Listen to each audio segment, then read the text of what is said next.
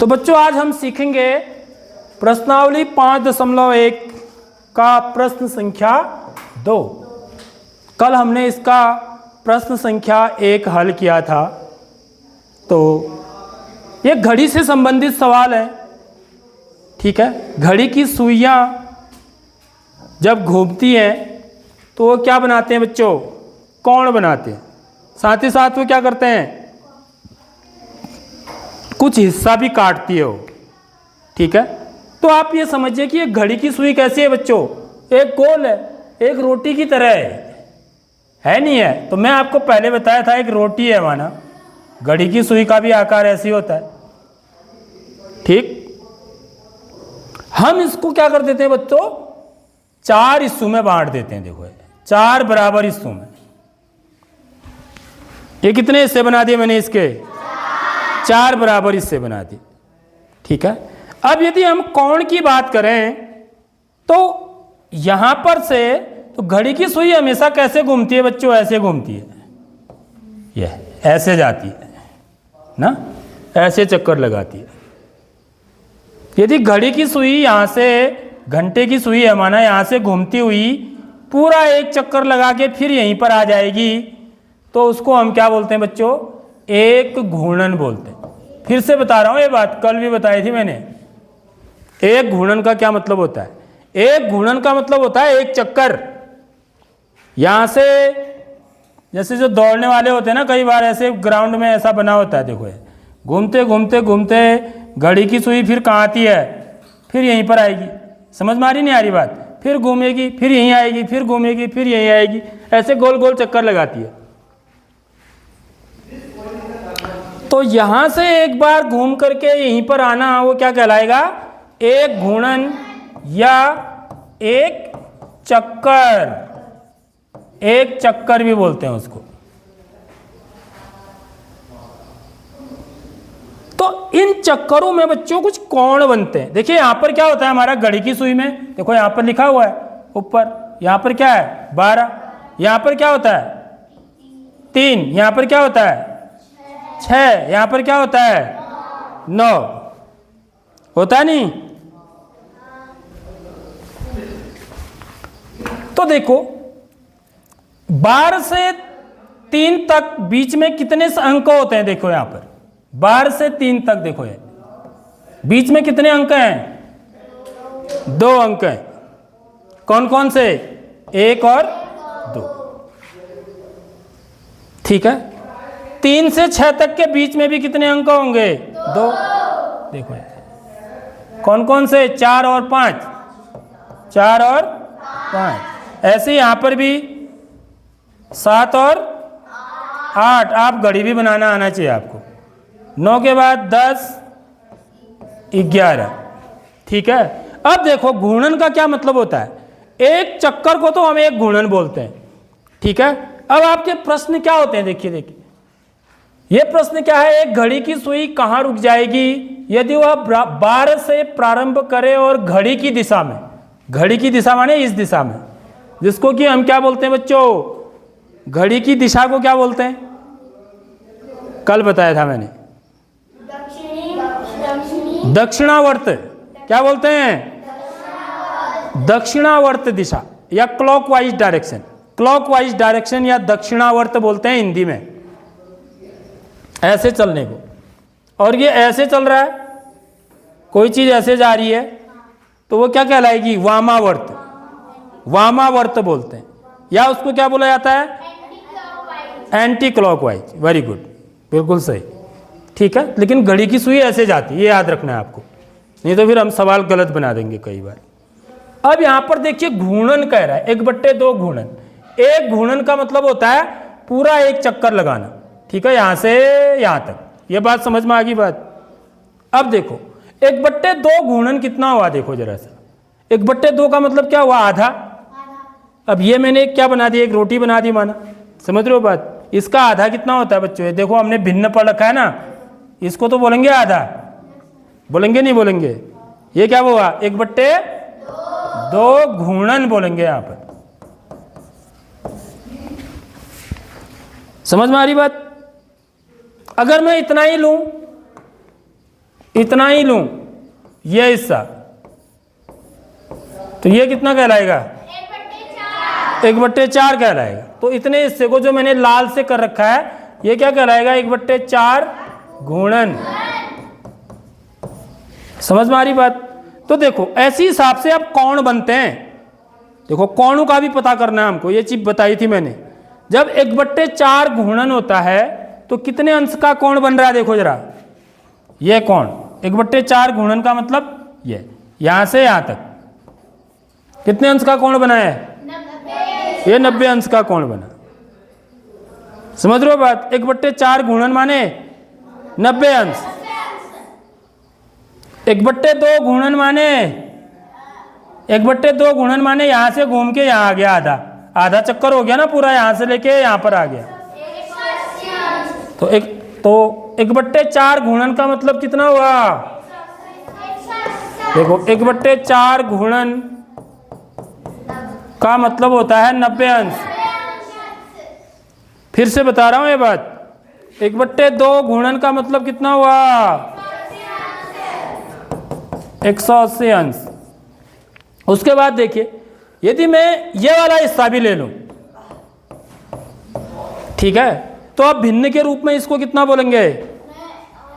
भिन्न के रूप में 1/2। ये वाले हिस्से को पूरा जो मैंने रेखांकित कर रखा है पूरा है 1/2 गुणा 1/4। देखो इसके कितने बराबर हिस्से बनाए हैं?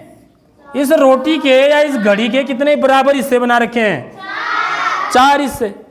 तो 4 हिस्से बना रखे हैं, तो 4 हमेशा हर में आएगा। 4 हिस्सों में से कितने हिस्सों को ले रहा हूं मैं? 3। तो क्या बोलेंगे इसको भिन्न के रूप में? 3/4 बोलेंगे इसको। समझ में आ रही नहीं आ रही बात? यदि घड़ी की सुई घूमती हुई यहां से लेके यहां तक पहुंच जाएगी तो उसने कितना गुणन कर लिया? 3/4। तो 3/4 गुणन का मतलब कितना अंश हो गया? 260। देखो यहां से यहां तक 90 हुआ। अगर मैं यहां से गिनूं ना, यहां 0 हुआ वन, यहां से घड़ी की सुई चलना शुरू की, यहां से यहां 90, यहां से यहां तक 180। तो ये 90 का अंतर होता है बच्चों इसमें। 9 9 9 दूनी 18 9 3 27 270 अंश। नचको 36। तो यहां पर जब पूरा एक गुणन हो जाएगा तो 360 अंश का कोण बनेगा। समझ लो एक चीज, पूरा एक चक्कर में 360 अंश का कोण बनता है। इसलिए हम जब 360 अंश का कोण बनाते हैं तो कैसे बनाते हैं? ऐसे बनाते हैं। ये कोण कितने अंश का है? यहां से यहां तक पूरा एक चक्कर बन गया। तो ये कोण कितने अंश का कहलाता है? 360 अंश। 360 अंश का मतलब एक गुणन। 360 अंश का मतलब ठीक है। तो इसलिए 3/4 गुणन का मतलब क्या हुआ बच्चों? 270 अंश।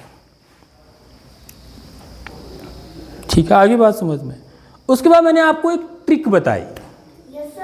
एक ट्रिक बताई, क्या बताई थी? डैश बताया था ना। जब भी 1/4 गुणन होता है बच्चों, देखिए ये 1/4 गुणन कौन सा है मेरा? देखो जरा इस चित्र में मैं दिखाता हूं।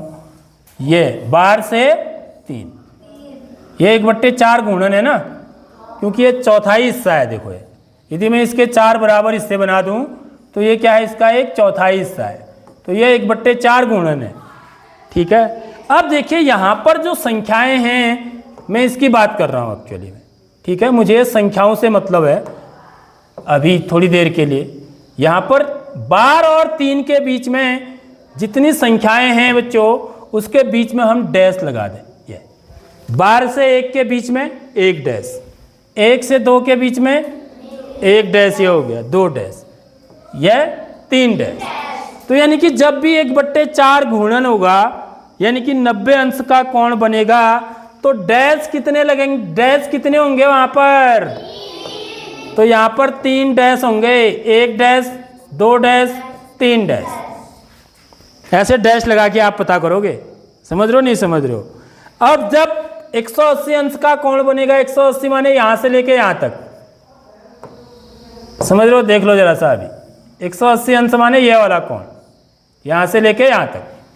समझ रहे हो, यानी कि आधा गुणन, 1/2 गुणन। तो कितने डैश लगेंगे अब देखो, 1 2 3 4 5 6।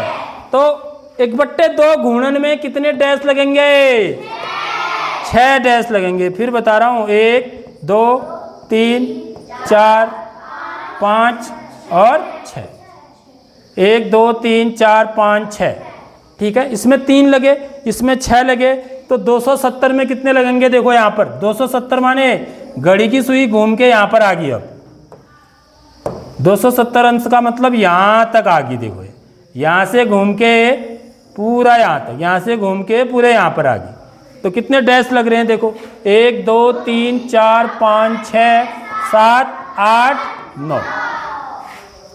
तो जब भी 3/4 गुणन होगा तो आप कितने डैश लगाओगे,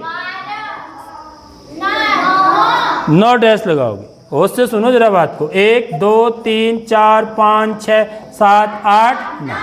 तो 9 डैश का मतलब है 3/4 गुणन, ठीक है बच्चों।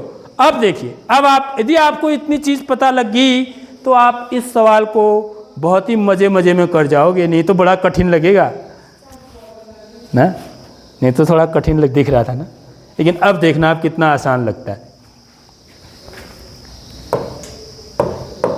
देखो ये क्या कह रहा है, एक घड़ी की सुई, इसको मिटा देता हूं मैं सबसे पहले, क्योंकि हमें यहीं पर काम करेंगे, इस घड़ी में काम करेंगे ना, ठीक। एक घड़ी की सुई कहाँ रुक जाएगी यदि वह बार से प्रारंभ करे। देखो ये बार से प्रारंभ करना है उसको, तो यहाँ पर हम घड़ी की सुई बना लेंगे ऐसे, ठीक है। बार से प्रारंभ कर रही है, अब ये जाएगी किधर को, इधर को आएगी या उधर को जाएगी, इधर को आएगी।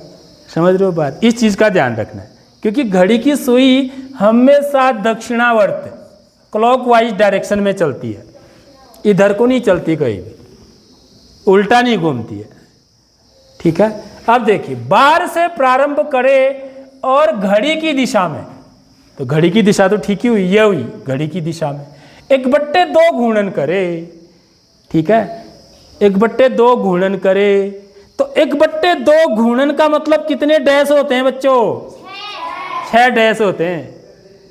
समझ रहे हो बात, 1/2 गुणन का मतलब 6 डैश होते हैं, 1 2 3 4 5 6 डैश आप लगाएंगे तो आपको पता लग जाएगा कि वो घड़ी की सुई कहाँ पर होगी। समझ रहे हो बात। तो देखो 1 2 3 4 5 6, तो कहाँ पहुँच गई होगी वो, 6 पर। तो कहाँ रुक जाएगी, इसका हल क्या हो जाएगा, 6 पर। कहाँ पर रुक जाएगी पूछ रहा है वो सीधे सीधे, तो 6 पर रुक जाएगी। तो ये क्या हो गया, 1/2 गुणन हो गया। देखो कौन कितने अंश का बना, 180 अंश का बना। आ गया पहला भाग समझ में। अब बी वाला भाग देखिए, 2 से प्रारंभ करे, इसको मिटाना पड़ेगा मुझे अब, ठीक है। दूसरा वाला भाग क्या बोल रहा है देखिए, 2 से प्रारंभ करे और घड़ी की दिशा में 1/2 गुणन करे, 2 से प्रारंभ करे। अब मैं घड़ी की सुई बनाऊंगा, कहां पर रखूंगा उसको, 2 पर, 2 यहां पर है, ठीक है। यहां से प्रारंभ करनी है और घड़ी की दिशा में फिर 1/2 गुणन करना है। तो 1/2 गुणन का मतलब कितने डैश, 6 डैश। तो 2 अंकों के बीच में लगाएंगे। अब 2 से 3 के बीच में 1 डैश, 3 से 4 के बीच में दूसरा डैश, तीसरा डैश, चौथा डैश, 5वां डैश, 6ठा डैश। तो कहाँ पहुँचेगी, 8 पर पहुँच जाएगी। देखो ये कितना आसानी से बता रहे हैं हम। समझ रहे हो बात। यदि 2 से प्रारंभ करे और घड़ी की दिशा में 1/2 गुणन करे तो घड़ी की सुई कहाँ रुक जाएगी, 8 पर। ये कौन 180 अंश का बनेगा। 1/2 गुणन का मतलब ही 180 अंश होता है। 1/2 गुणन का मतलब कितना होता है, ये मैं सब यहां बता चुका हूं, ठीक है। नेक्स्ट देखिए सी वाला भाग, 5 से प्रारंभ करे और घड़ी की दिशा में 1/4 गुणन करे, 5 से प्रारंभ करना है, ठीक है। तो इसको फिर मैं